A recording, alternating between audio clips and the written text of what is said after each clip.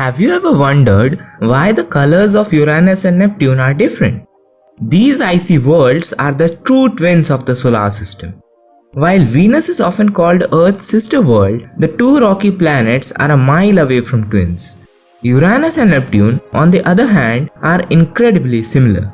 Neptune and Uranus are basically the same size.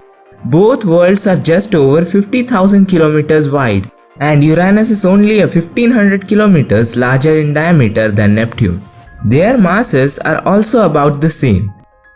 Being ice giants, both planets are primarily composed of elements heavier than hydrogen and helium, such as oxygen, carbon, nitrogen, and sulfur. From their sizes to their masses to their atmospheric compositions, the solar system's ice giants share so many properties with one another. So it's no surprise that their differing color schemes have long left astronomers scratching their heads. Although the compositions of these icy worlds are nearly the same, the new research describes how Uranus has more haze in its upper atmosphere than Neptune does, which gives Uranus a slightly whiter tint. If neither planet had any such haze, they would be almost exactly the same shade of blue.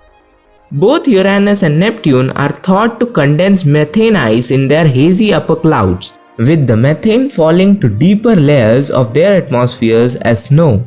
However, Neptune is having a more active atmosphere, means this methane snow falls more efficiently than it does on Uranus, giving it a bolder blue color than its twin. The first and the last flyby of these planets was made by the great Voyager 2 back in the 1980s. NASA is now planning for more missions on Uranus and Neptune in the coming decade. Hopefully, we can learn more about these farthest away planets from the Sun. If you enjoyed and learned something new in this video, consider subscribing to the channel for more such videos. Thanks for watching and see you in the next one.